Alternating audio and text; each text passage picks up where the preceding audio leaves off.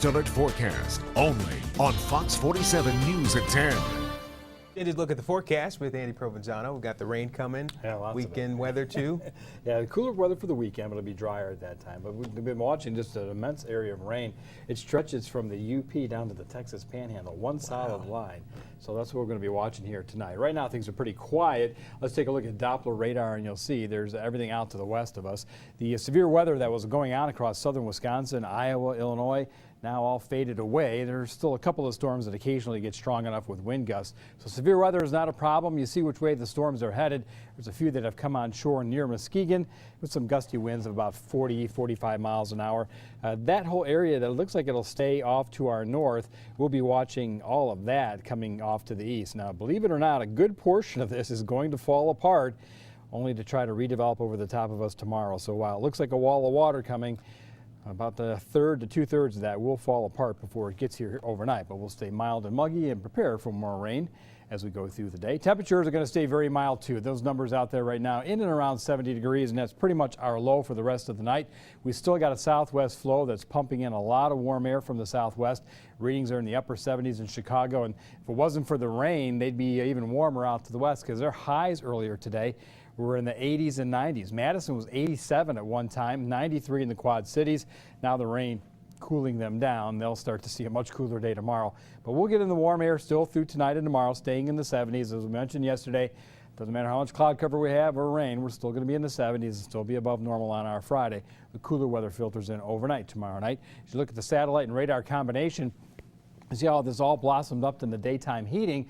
Now that the sun is down, it'll start to rain itself out, and that's why I don't think a lot of that's coming our direction.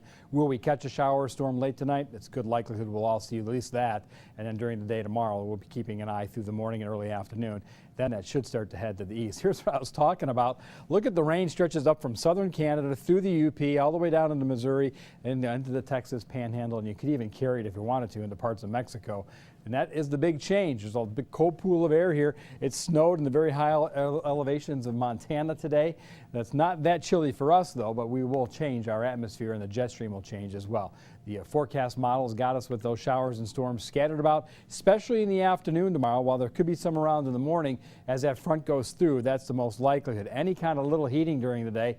If there would be any strong storms, I'd worry more about the far southeast corner of the state. But by 7 o'clock, we should be chasing away the real steady rains. There could still be a lingering shower for those Friday high school football games, but I don't think that heavy rain will be around any longer. Well, a cloudy night. Saturday starts mostly cloudy. We get some peaks in the sun. Look at the little shades of green here and there. It's not out of the question to see maybe an isolated sprinkle go by Saturday afternoon. That could happen. The jet stream does bring the cooler weather in, which makes it a little more unstable. But look at that big bulge of warmer weather out west. That's next week. We're warming up again. So scattered showers and storms are likely late tonight. A mild, humid one, 70 degrees. Our 1-800-Hanson's weather kid, well, that's Riley.